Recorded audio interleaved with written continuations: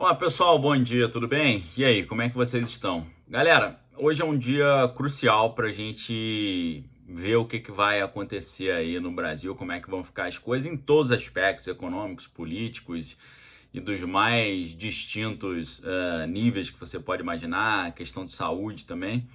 Isso porque não só o governo federal ontem criou um gabinete de crise, né, na edição extra do Diário Oficial, mas também porque parece que vão haver algumas reuniões importantes hoje para poder fazer algumas definições ali, tá?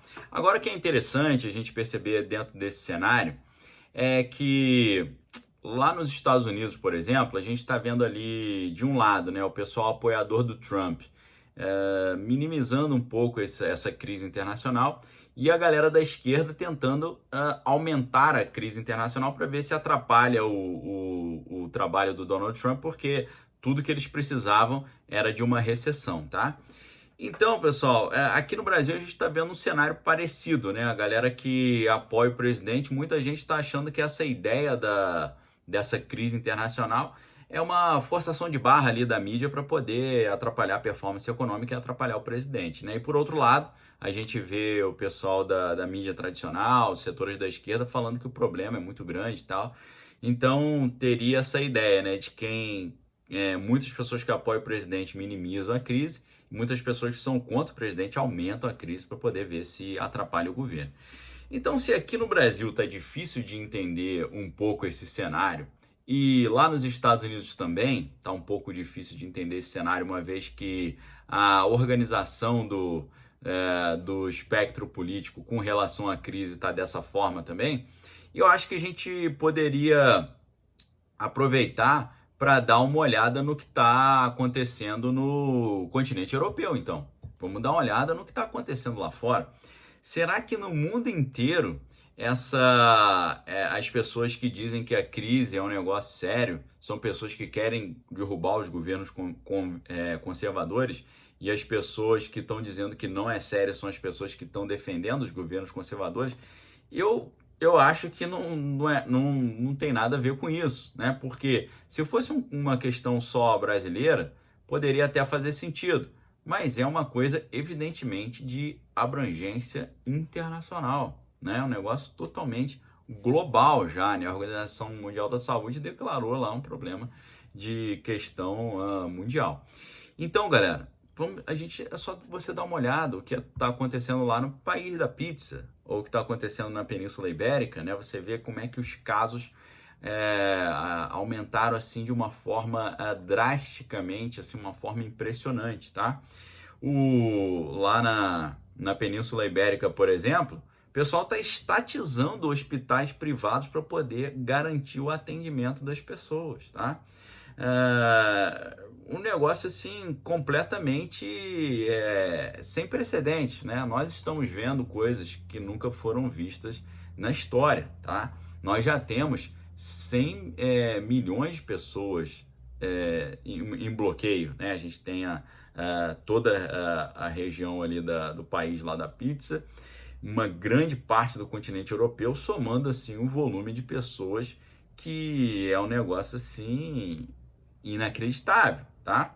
Lá na Península Ibérica ali, o negócio simplesmente saltou de uma hora para outra para quase 10 mil casos, tá? Uma coisa realmente impressionante.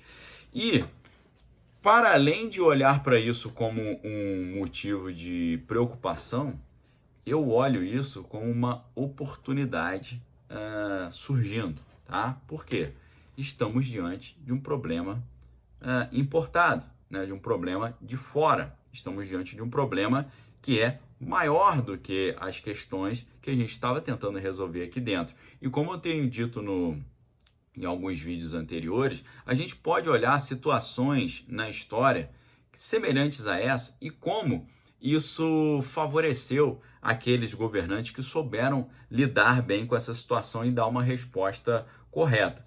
Vamos pegar aqui um caso esdrúxulo: presidente George Bush, né, o filho, o George W. Bush, né, George Walker Bush.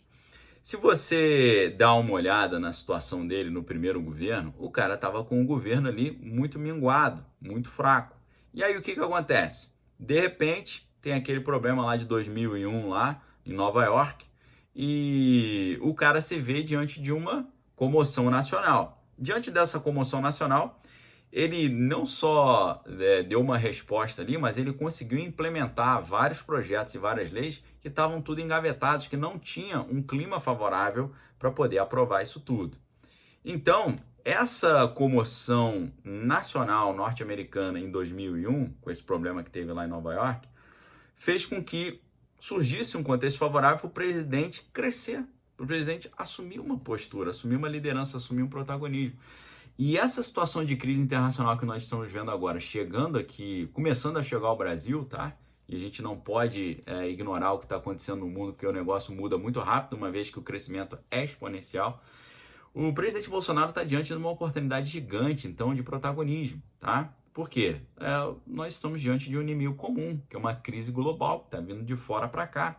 Ele tem até um benefício, porque é um problema que está se impondo no continente europeu, nos Estados Unidos, ou seja, não é uma má gestão do Brasil que está trazendo esse problema, essa queda que a gente viu na Bolsa ontem de novo, né? Todas essas medidas. Não, uma coisa está vindo de fora. Então, tem que aproveitar que o problema está vindo de fora e tem que aproveitar essa oportunidade de liderança e de protagonismo, tá? A dinâmica da disputa política mudou completamente. A gente está vendo aí, cada dia que passa, medidas mais restritivas, medidas de maior cerceamento lá do deslocamento das pessoas, das aglomerações, né? Os bares e restaurantes fechando, os shows sendo fechados, né? Os eventos, grandes eventos públicos. A gente tem a grande estratégia é abreviar esse tempo, tá? Porque muitos desses países, tanto lá no Oriente quanto na Europa, eles acharam que não era legal tomar essas medidas porque isso ia trazer prejuízo econômico, mas na verdade foi por acreditar que ia dar prejuízo tomar essas medidas que aí veio o grande prejuízo.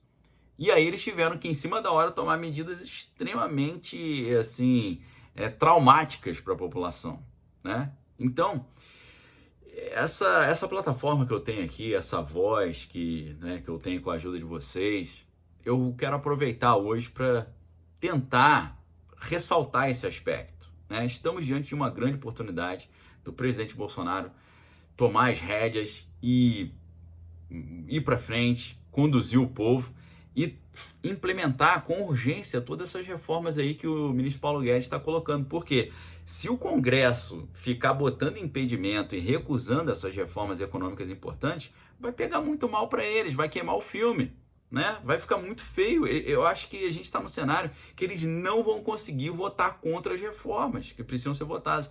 Então, por uma tragédia internacional, surgiu um ambiente extremamente favorável para poder implementar essas reformas. É a hora de aproveitar que tem essa comoção aí, não só nacional e internacional, ir para cima para aprovar os projetos que a gente tanto precisa aprovar, né? Foi criado o gabinete de crise, o ministro Paulo Guedes trouxe mais projetos lá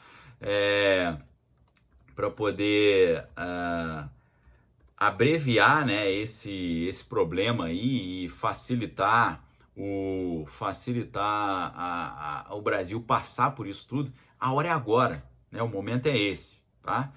Então, pessoal, estamos diante de uma oportunidade e é um momento da gente que apoia o governo Bolsonaro, da gente que apoia aí o presidente, que quer que o Brasil continue com as reformas, continue implementando essa mudança completa na dinâmica política, né? Saindo daquele governo, aquela dinâmica de coalizão, né? De troca de favores, aquela dinâmica daquilo que se chama na ciência política de a tutela do executivo, né? Que o executivo tutelava toda a agenda política. Não, agora é um modelo de corresponsabilidade, né?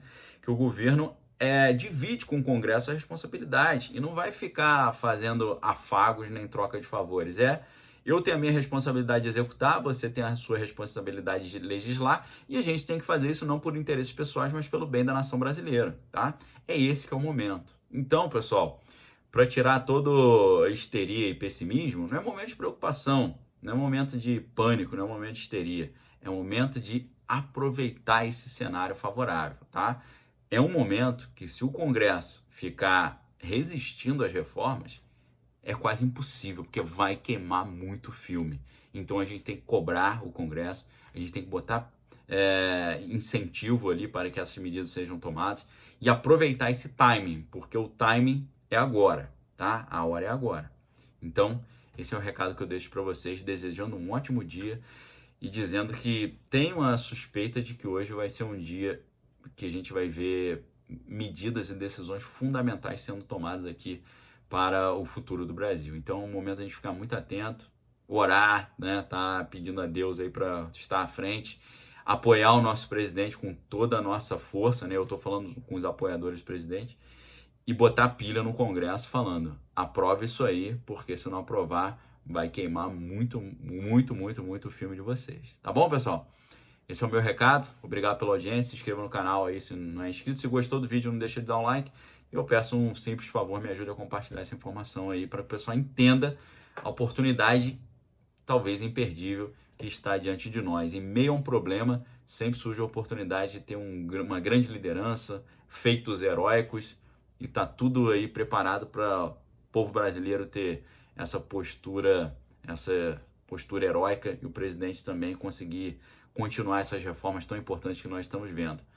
Fica aí a minha humilde sugestão e a minha humilde pilha em cima aí do governo, daqueles que estão em posição ali de decisão, né, os tomadores de decisão, e em cima de vocês, que no final das contas, né, nós somos o povo e todo o poder emana do povo, como garante a nossa Constituição Federal, nossa Carta Magna. Um abraço, galera. Se Deus quiser, a gente se vê meio-dia, depois às 3h30, atualizando aí coisa importante que eu tenho certeza vai acontecer hoje. Um abraço, valeu!